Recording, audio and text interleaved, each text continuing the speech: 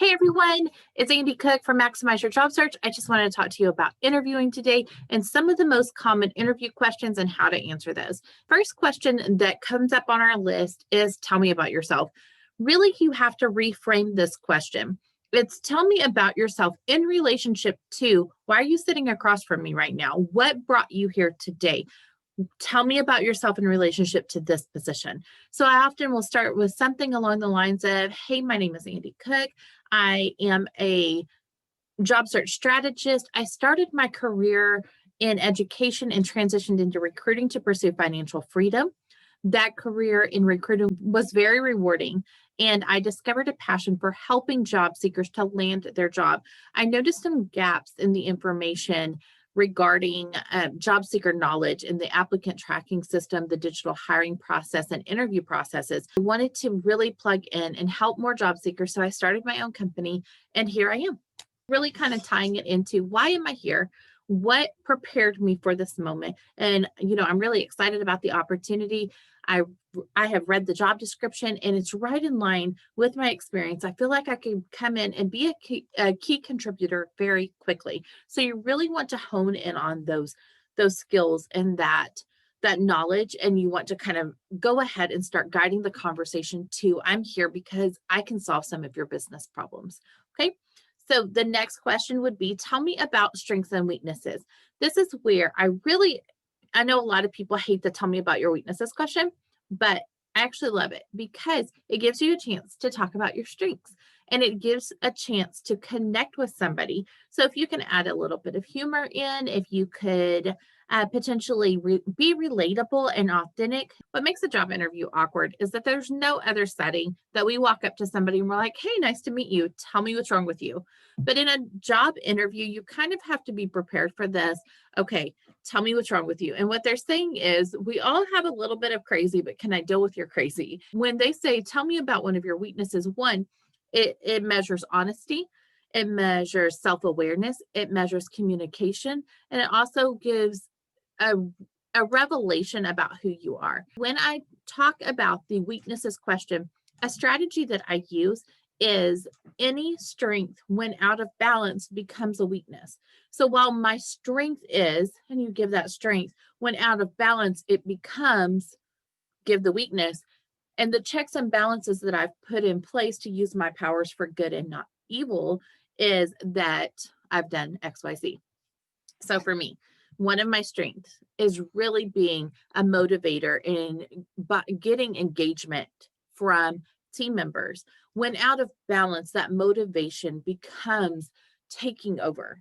So I've put balances in place to have open and honest dialogue with my teams to ensure that I am empowering them, that I have an empowered autonomy approach to leadership and open communication lines, so that if they feel like I am not letting them innovate ideas, that I am just having them carry out my strategy, that we can fix that very quickly and address that. So I have open communication channels, as well as I have checks and balances in place to make sure I'm using question-based approaches instead of just giving orders. And so we can talk about those, or any strength when out of balance becomes a weakness. I am very detail oriented. When out of balance, that becomes paralysis of analysis. So what I have done to make sure that I use my powers for good and not evil is to set up an organizational structure and time block so that I focus on an activity for a specific amount of time, get it to a place of excellence, and then move forward. When I was editing my book, I learned that there comes a point where you're just making changes. You're no longer making improvements. I don't want to get stuck in the changes phase. I want to make improvements and move forward. Okay. So you can have these conversations and talk about how you've overcome it or what you do to make sure that it doesn't get out of balance. Tell me about why you left your last company. So tell me about why you left your last company comes up almost every single time. Why are you on the market? Why are you looking? And a lot of times that comes from wanting to identify what happened here. Will you be honest? Will you take ownership? Are you looking for a change? Are you just restless? Are you burnt out? There's so many things that can be identified by asking this question. So when we are looking at why I left my last opportunity, one of the main things is you really want to be honest. You want to give a clear picture for why did you leave? You don't want to bash employers or managers. You never know who that person knows that you may be talking to. You want to make sure that you're telling that story effectively and then moving forward. So keep it short, keep it positive, talk about what you learned from that. So if it was a negative experience, if you were released for cause, it happens, guys, it happens. And so you would have that conversation honestly, and always be true to your integrity. Don't trade your integrity for an annual salary. So don't lie here. If it was a layoff, it was a layoff. And if it wasn't, it wasn't. And so this is where we just have open, honest communications, but we then turn that back into where we want to take that. So if you harp on it, um, if you don't address it on the front end, I think it will come back to haunt you more so than if you go ahead and just have the upfront conversation. The other question would be, why do you want to work here? Guys, have an answer for this. If you cannot think of an answer, if you do not have an answer prepared, we have a problem. So have an answer for why do you want to work here? It should be there. Okay.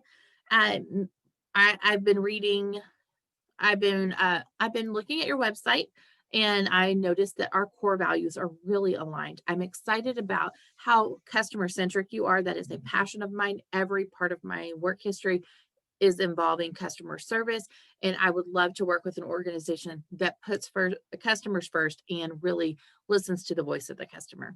Okay, something simple. Tie it back to their website. Tie it back to a communication they've had.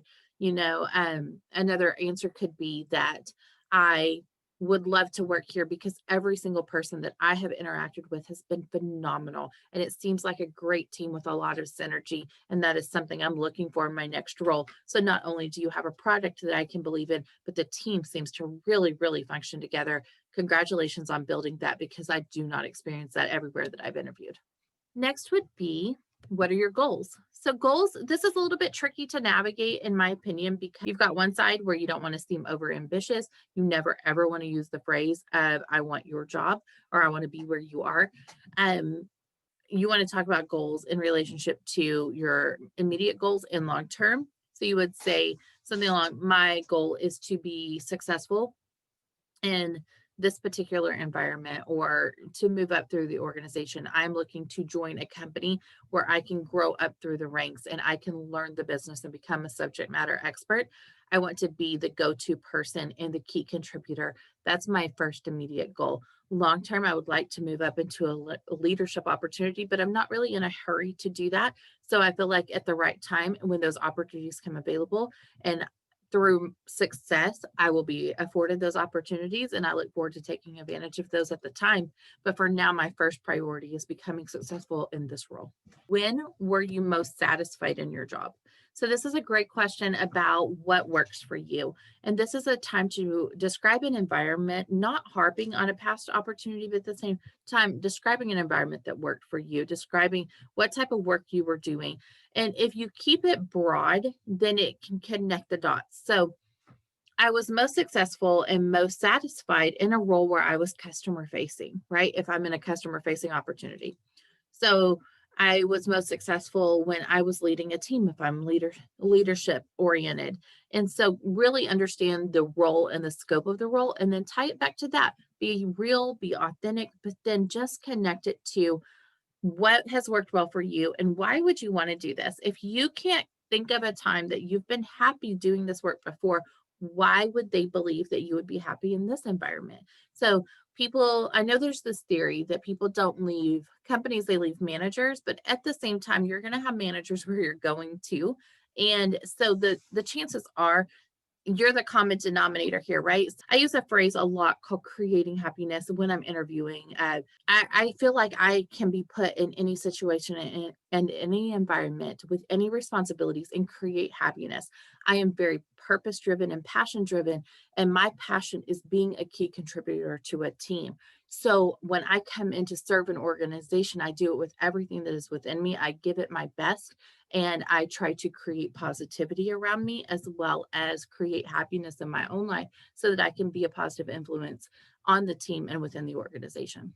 What are three positive things your last boss would say about you? Three things that a boss would say about you. Think about key aspects that will help you to be successful in this opportunity that are true about you, that you have been recognized for. If it's being a leader, if it's going above and beyond, if it's your customer service abilities, if it's innovation, process improvement, saving money, whatever that looks like, streamlining workflows, organization, communication.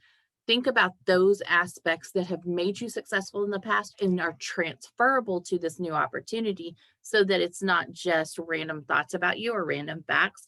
And I think sometimes that's where we get in trouble in interviews is we have a disconnect between where we have been versus where we're going. And we don't articulate how what we've done relates to where we're going. And we expect people to paint that picture for us, and that's our job. As a communicator, I must communicate in a way that you understand. So I want to really focus on how can I help this company to succeed? What skills do I have that will solve problems for this organization? What knowledge do I have? What expertise? And how do I come in and be a key contributor in whatever role or capacity I'm interviewing for? Okay. I hope these help. There's some of our tips for the day, and we will be continued more later this week. Talk to you soon. Bye.